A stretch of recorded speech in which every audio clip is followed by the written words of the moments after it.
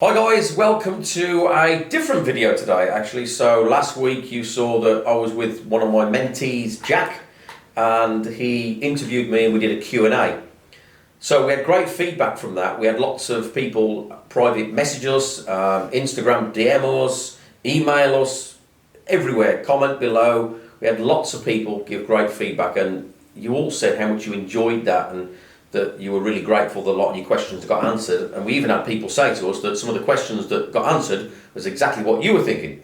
So continuing with that, we thought, okay, well maybe this week we'll do a more informal kind of Q&A whereby it's not your questions but it's some questions that Jack had or has got that can interview me and just find out a little bit more about me. What is it that I've done? What do I do? How did I get to where I am today?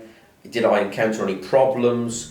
And so what you're about to see now is we've just literally just finished recording. In fact, here's all the the USB mics and everything in my office. We literally just finished recording it. So what you're about to watch now is just an interview with me and Jack. Don't forget, Jack's got his own channel. You can search it. There'll be a link below, or you can search Jack Smith Property. So don't forget to follow him, and also while you're here, don't forget to subscribe to the channel so you don't miss out on any of the videos when we release future videos. So here's the chat that we did. Hope you guys enjoy it. See you next time. Let's start with the beginning. What started your entrepreneurial journey? You've done so many different businesses. You've invested in property. What was it that actually started you in property or in business at all? So I can't really say what started me off, but since a kid, I've always wanted to. Some people say this sounds wrong, but I've always wanted to kind of earn money or make money, even as a kid. Yeah. So I used to have 3 paper rounds. So I'd have a morning paper round, I'd have an afternoon, evening paper round. For those anybody watching from the US, that's we don't have newsstands over here. We actually have like news stores where you go and get your newspapers from, a bit like Publix or something. And so they have delivery people that will go and deliver on their bikes, normally kids. Yeah, so it's quite big in the UK. So anyway, that's just a bit aside. So I'd have a morning paper round, I'd have an evening paper round, and then I'd do a weekly housing news. So I'd deliver the weekly, and then I think I can't remember how long for, but I also did a 4th one, which is House Chronicle. So 4 paper rounds per week. Yeah.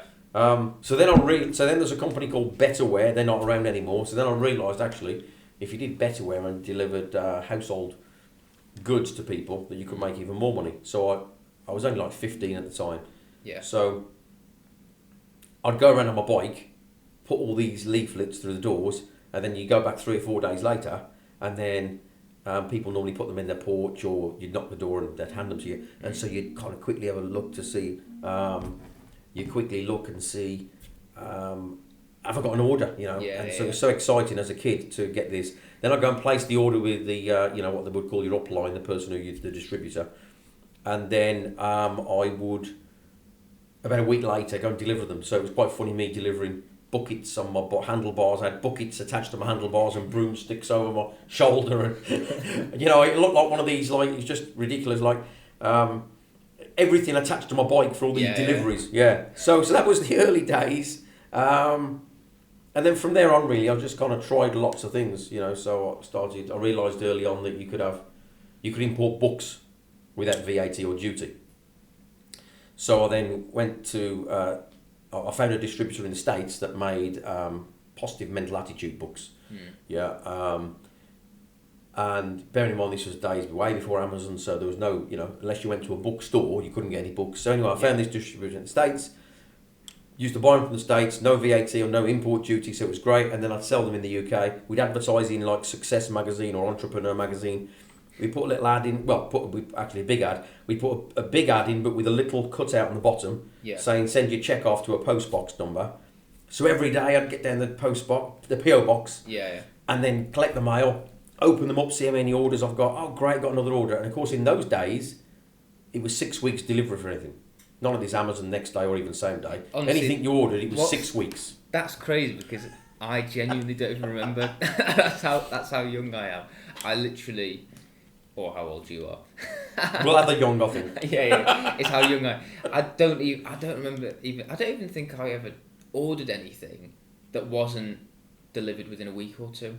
Yeah, and even, like Argos. Yeah. Okay, there was an Argos, but you also had, there was like catalogues called like Littlewoods or Kay's catalogue, yeah? Yeah. And it was like a big Argos catalogue. Anything in there was 6-week delivery. If you ordered like a sofa, 6 week. I mean, actually today, it could take that long anyway. But yeah, anything. You already gone order, no IKEA where you can go and pick things up. So the kind of world was they expected to wait. And that was great because you could almost buy the things before you sold them. Yeah. You had time. You knew if you didn't have an order, you didn't buy it. Yeah. How old were you when you did that? When you did that book I was thing? probably about 17, 18.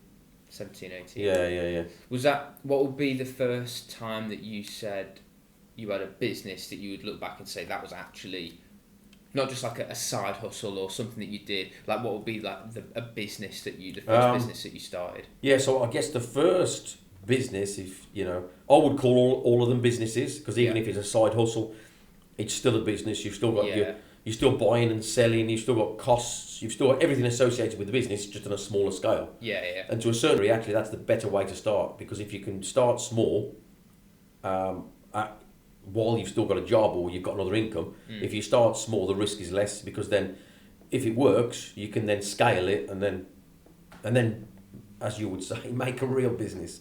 But if you're talking about something substantial, the first one was a computer shop. So that was in 1996. So there was no PC world around in 1996. Okay, and so... That's when I was born. Oh, was it? I want to say like 93, 94, I started making my own computer. So I'd buy the bits and make my own computer. And then friends and family got to hear that Nick had made his own computer. So then I had people saying to me, oh, can you make me one? So computers were just starting, PCs, if you like, Microsoft mainly, were just coming into, Windows PCs were just starting to come into people's houses. So then friends and family would say to me, oh yeah, could you make me a PC? And so I'd make them a PC. So before long, I was living with my parents still then. The bedroom, a spare bedroom actually, was just like a stock room of I had computer cases, hard drive, memory, motherboards. And so I'd go and do my job during the day, which was in IT. And then I'd come home and I'd make these computers at night and a weekend. And then before long, I got loads and loads of people asking me. So I thought, you know what? If I've got this many people asking me now, why don't I open a shop? So I opened a computer shop on the way into Birmingham on a main road. Opened it there because I did a bit of research. There's 14,000 vehicles a day go past that shop. So I'm thinking, okay, great. We've got an audience of 14,000. Yeah. Which, we can get that in seconds now with social media. But back in the day, that was good. Yeah. So we got a great audience there, and also if I can then siphon off the people that are asking me anyway, I'll just send them to my shop. So that's Yeah. So I opened a shop. So I'd say that was the first kind of it was certainly the first bricks and mortar business that I had. Yeah. That was the first one. Yeah. And then in terms of property, that's kind of currently your main thing, or like I know you've got loads of different things on the go, but that's kind of how you would say is your main thing. When did you get started in property, and what was your first deal? What did it look like? Yeah, so I got started in March 2000. I bought a 3-bedroom terraced house for £26,000. And it was a refurb, so it needed a kitchen, bathroom, decorate. So we did that, and then got the people in to do it, and then sold it, and then thought, actually, this is good. Yeah. It's kind of like, I think addictive's the wrong word, especially being a Christian. We're not supposed to be addicted to anything, yeah? But, I mean, I wasn't a Christian back in those days anyway, but I think addictive is the wrong word, but it kind of gets like, maybe it's exciting, or maybe it's like... you get like a dopamine hit. Yeah, it's like you're taking something that's kind of in a bad state. Yeah. And you're doing something to it, and then you've got this amazing kind of building that's 10 times better than it was. Yeah. And so it's just almost like you've there's a sense of achievement, I guess, is... Yeah. Yeah. And so, yeah, so then you think, okay, I'll do another one, you know. Yeah. So that was the first one that we started off. When I say we, the royal we, it's me, but Yeah. I have a habit of saying we. So that was the first one. Yeah. Yeah. Yeah. And what was the hardest thing about getting in property back then? What was the biggest challenge going into property? I honestly can't remember because it was nearly 21 years ago. Yeah. So I honestly can't remember what was the biggest challenge. You know. So from your other businesses, you had the money to put into a property deal? Yeah. So I'd already got so I had the money already from other Yeah, businesses. So the money wasn't an issue. And the refurb, did you know much about that before getting started? No, didn't know anything about the refurb. So I was just reliant upon the builder. So I just you got like a main contractor. Yeah, so I just trusted that he knew what he was doing. So famous last words.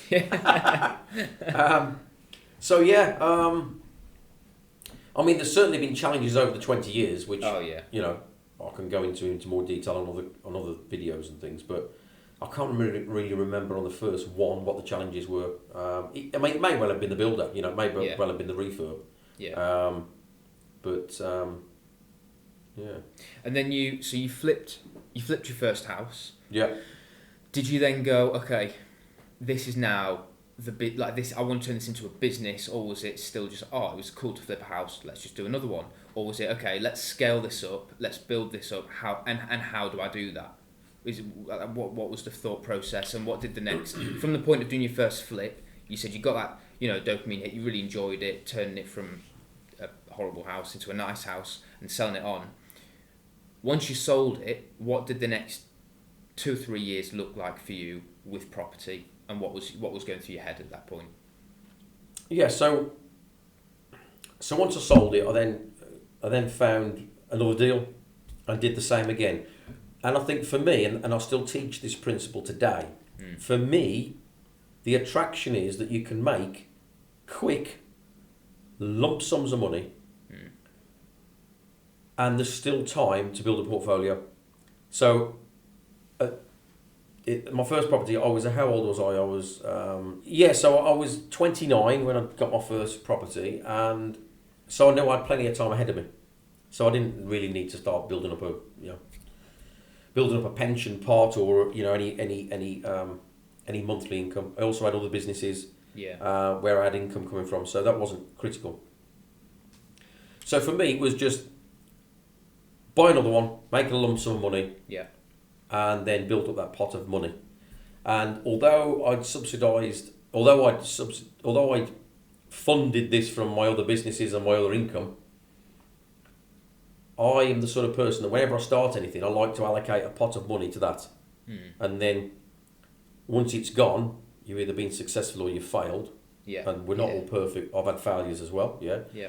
So I allocate some money, and then you either make money or you don't. Or when you've run out of that pot, you then decide, okay, are we close? If we are, we'll put some more in. Yeah. Yeah. So for me, it was a case of do 3 or 4 properties, build this pot up, and then I could then afford to do, okay, I'll buy one and then hold it, and then put it in the portfolio and get 300 or 400 quid a month rent back in those days. So I then carried on and just started doing that really. Just started doing, say for every 3 or 4, I'd keep one. Add it to the portfolio. Yeah. And then you got 3 or 4 lump sums and do it like that. Yeah. So you buy 3 at a time and then you keep one. And I know that you've built up a pretty big portfolio over the years. So that means that for everyone that you've held, you've also sold. So how many does that mean that you've actually bought over the 20 years? Yeah, so I've bought and sold over 100 in the 20 years, but I also lost 98. You lost 98? Yeah, I lost 98. So what do you mean you lost? I went bankrupt. So lost a lot. Really? Yeah. So can you expand on that? 2000. What do you want me to? Yeah, I can do. I think everyone wants to hear it now. You can't just drop a bomb like that and not explain it. So basically, in 2008, lost everything worldwide. Was it to the crash? Yeah, it was in the credit crunch. Yeah, so like as we would call the credit crunch, what was the crash? of 2008. And so I'd start all over again. So my kids play, or my sons play on the Xbox, yeah? Yeah. And I often compare it to pressing the reset button on the game. It's like, you got to start all over again. Switch the whole thing off. Or switch the thing off, yeah. Yeah. You know, like that little, I don't play it myself, but you know, you have to lightly put your finger near it and it turns off, doesn't it? Yeah. It's like that. Yeah. Yeah, so I lost a lot. Houses, cars, everything. Your own personal house? Yeah, gone. Lost everything. I was living in Florida at the time. I was going to say, this was I had a house with the runway on because I was a pilot, as you can see on the, So I lost you had a house 10 with a acres. runway? Yeah, 10 acres of land with a private runway on. So yeah, I lost literally everything. And I kind of like retired. That was the annoying thing. So how old were you? I was 36. 36. You retired with a house. Yeah, with a living in runway, Florida. Yeah, 98 rental properties. 10 minutes from the beach in Florida, and then gone. Wow. So then you have to. And you built it back up. Yeah, built it all back up. Not to, I'm not back up to 98 yet. Yet. We're not doing too bad, I will say. But yeah, I've seen the keys. Yeah, you've seen the them. cupboard of keys. Yeah. So it was bad. Yeah. Yeah. What did you learn? What was that like? What did you learn from it? So one of the things, I mean, so in the UK, when you go bankrupt, you have to go and see the insolvency service. Yeah. It's a government organisation, and you have to have a little interview with them, just to make sure you haven't done anything like fraudulent. Yeah. Right. Yeah. So one of the things that they said to me was, "Do you want us to refer you to the Samaritans?" So any US listeners, viewers, Samaritans is it's a charity organisation that helps people that kind of are thinking of like ending their life sadly. But they said to me, "Do they want me to refer me?" Did I want to be referred to the Samaritans? And I said, "No, I'm fine." And they said, "No, you think you're fine, but we were talking about £10 million, which is probably at the time $18 million because the exchange rate was about $1.80. So I said, no, but you think you're fine, but when you're talking about that sum of money that you've just lost, then you might have suicidal thoughts." And I said, no, I'm really strong-minded. Yeah. I'm really strong-willed. Thank you for the offer, but I'm okay. In fact, it was my wife and my mum that took it the worst, which I didn't like to see. It was sad, really. Yeah. But so I lost everything. So what did I learn? Well, first of all, I learned about asset protection. So that will never happen again, whether we have a crash or not. So now I've, and this is what I say to people when, like when they say, "Well, what can you teach me that I can't get on the internet?" Yeah. And it's wisdom. Yeah. So I know I've spent 10 million, if you like, to learn the hard way about asset protection. You're not going to pay 10 million for another course. Exactly. So, wow, yeah. So I learned a lot about asset protection. So now all my assets are protected. Yeah. They will never be able to be taken away. Ever. Yeah. So asset protection and wealth protection. Yeah. So that's the same with cash, whatever else I hold, it will never be able to be taken away. Yeah. Yeah. Do you think? I don't want to say, are you glad it happened, but are you glad it happened? Well, you don't want to say, but am I actually glad? Yeah. Are you glad you lost? You don't want to say, but I will say it. No. I mean, no, I know what you mean. I mean, like, was it? Do you feel like you've come out a stronger person because of it? No. Really? Well, no. I mean, I've always been really strong-minded and strong-willed. Yeah. So, whichever way I look at it, I can't say I'm glad it happened. No. Yeah. I mean, I have learnt lots of things, but if you look at the flip side, if it hadn't have happened, I would have still been in a good position anyway because all. Well, yeah. Do you know what I mean? Yeah. So even if it hadn't have happened, there's nothing. If I had. What am I trying to say? I mean, I'd learned things from it. Don't get me wrong. Like I say, asset protection, wealth protection, and that'll never happen again. Yeah. But am I glad? No, I'm not No. glad. No. Because I lost time. Yeah. So although I immediately got up, brushed it off, and charged forward. Yeah. You Yeah. came back to the UK after that. Unfortunately, we had to come back to the UK. Yeah. Okay. So we came back to the UK, and then I carried on going. Not with property. I didn't have any money. Well, Yeah. So unfortunately, I had to go and get that dreaded job, just over broke, which was true in this instance. It was more like about broke. Oh, yeah, just about. It's a jab. It's a jab. Just about broke. So no, I'm not glad it happened. Yeah. I learnt a lot from it, but even if it hadn't have happened, I was retired. Yeah. You know, so yeah. But I suppose it's better than it happening when you actually hit like 60, 70 years old. I'd rather it happen when I was 36 Yeah. than happen when I was 55. Yeah. Because the older you get, the less years you've got left to correct it. Yeah. So I was fortunate that it happened at 36. So I was able to correct it, not correct it, but able to recover, if you like. Yeah. Yeah. So yeah, it was interesting times. Yeah. I tell you what, it's good though because I think a lot of people can teach about this stuff, but going through it, you've got a whole new perspective. You've got a whole new, like you say, it's the wisdom that you've got that somebody who you can read a book about asset protection. Exactly. And that's fine, but you've been through it and you now know what it's like on the inside. What are your thoughts on going bankrupt? I know it's like that. It wasn't fun. Yeah. What? It's not as bad. It's not as bad as I thought it was at the time. Okay. So after I've been through it. So before it, I always thought bankruptcy was like the worst thing ever. That it's the end of the world. You know that it's all kind of like you know. There's. Now.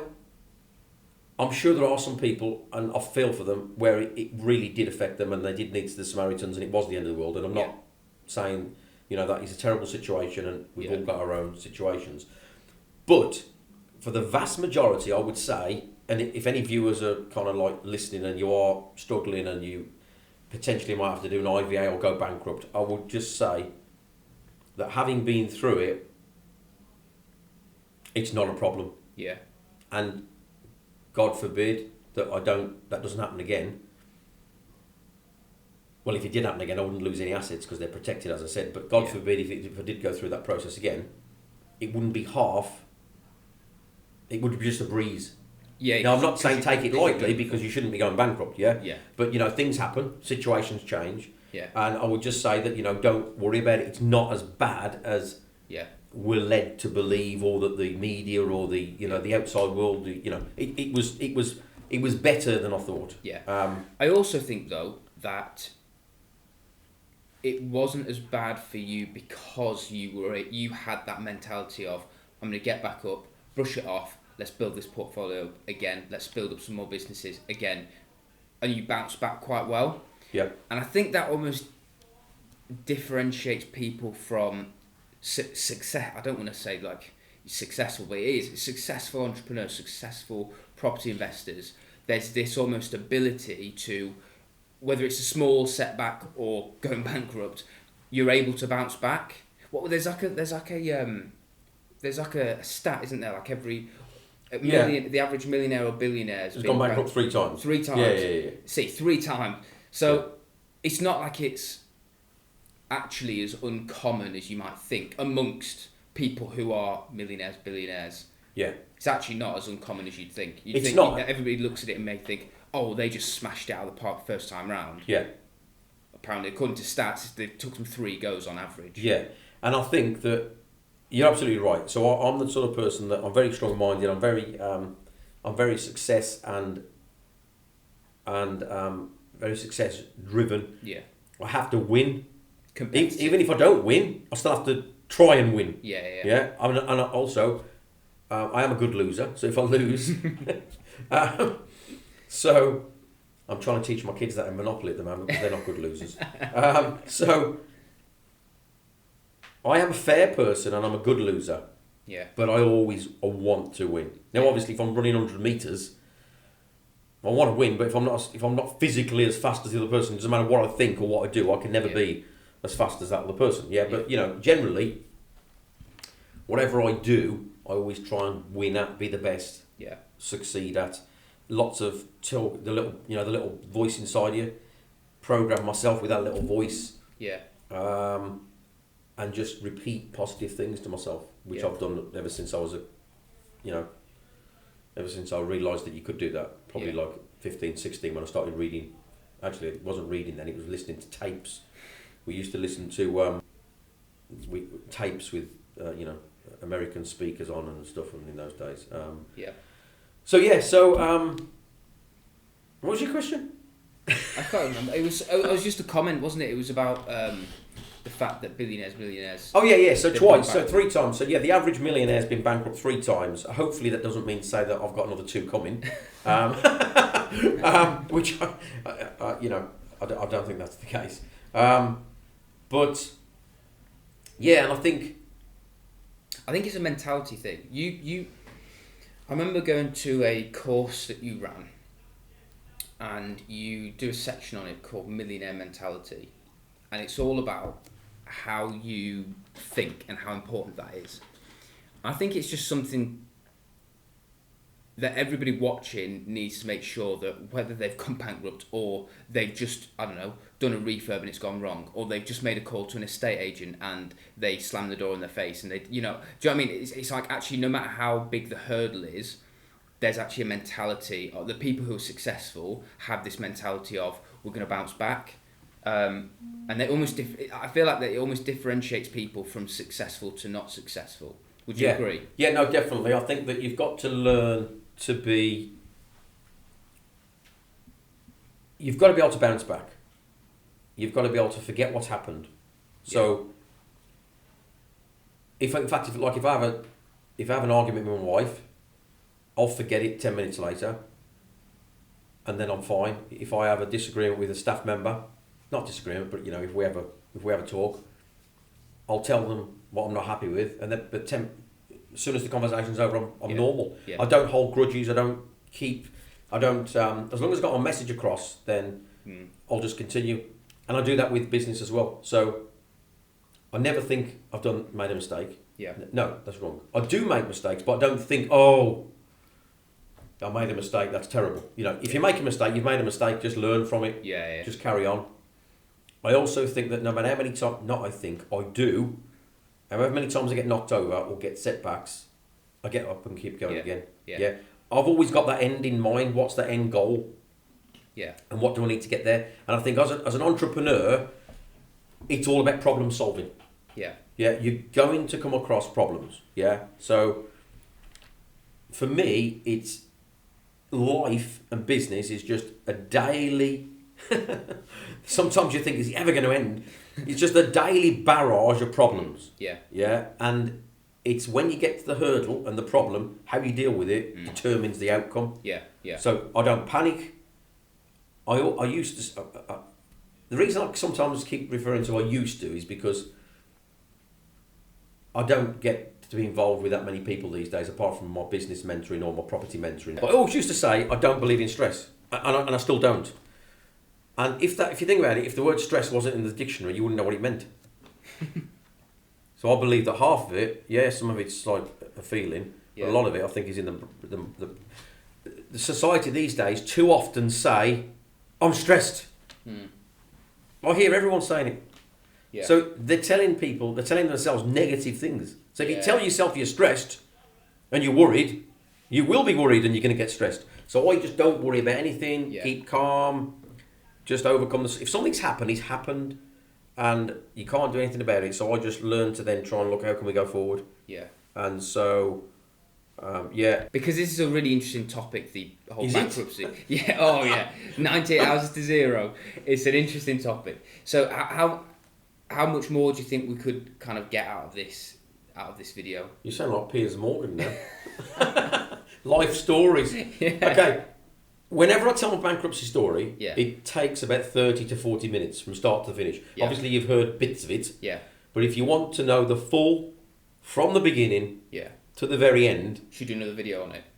if the people want to watch it, Yeah, if yeah. they want, if you want to comment below and you want to hear a 40-minute bankruptcy video. 0 to 18 million to Yeah. bankruptcy to back up again, then I'll do a 40-minute Yeah. video on it. Comment below if you want to see that, and we'll make sure we get another video done. I want to finish with another question. Sure. Last question.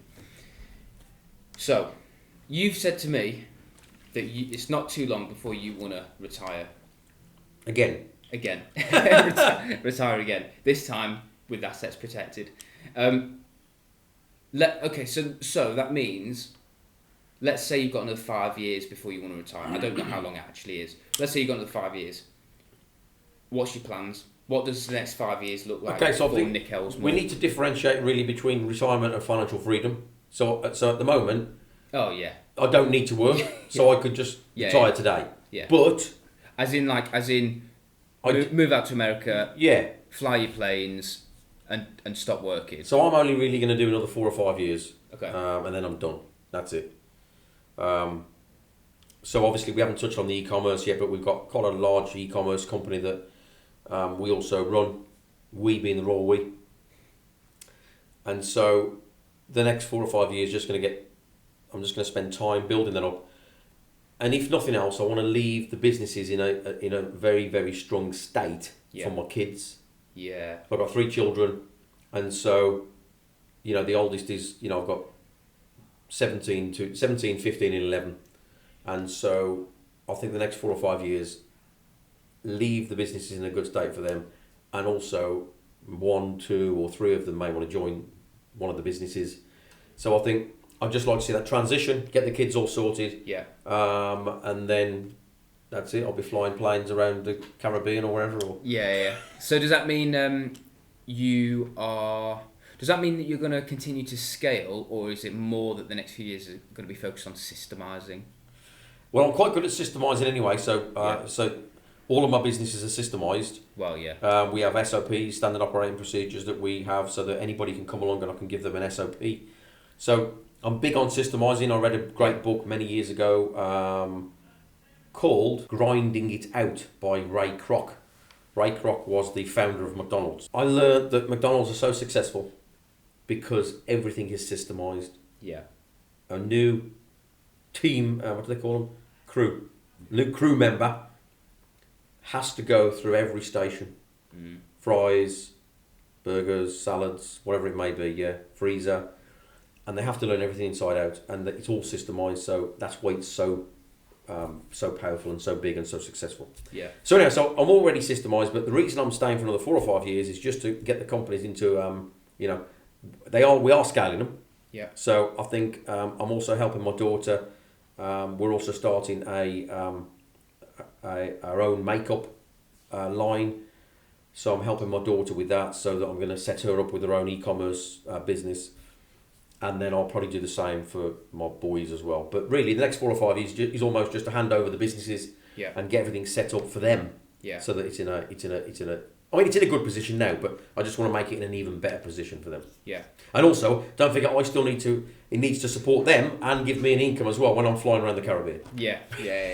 So you want to be living the high life, and they also need to get paid. Exactly. Yeah. Hi guys, so I hope you enjoyed that. As I mentioned at the beginning, it's really different to what we normally do. I mean, normally you see me standing in front of the board, teaching you things, or out and about looking at property deals that we're doing. So if this is the sort of format you like, then we'll do lots more of this. We've got plenty of questions from you guys, and also Jack's got plenty of questions for me. In fact, one of the next videos that we might do is a bankruptcy video. So how I went from starting in March 2000, bought and sold over 100 properties, and then lost 98 of them in 2008, and literally went to zero. And that is about a 40-minute story in its own right. So we're probably going to video that next week. So stay tuned, make sure you subscribe, and you won't miss any of these videos. Thanks guys, I'll see you next time.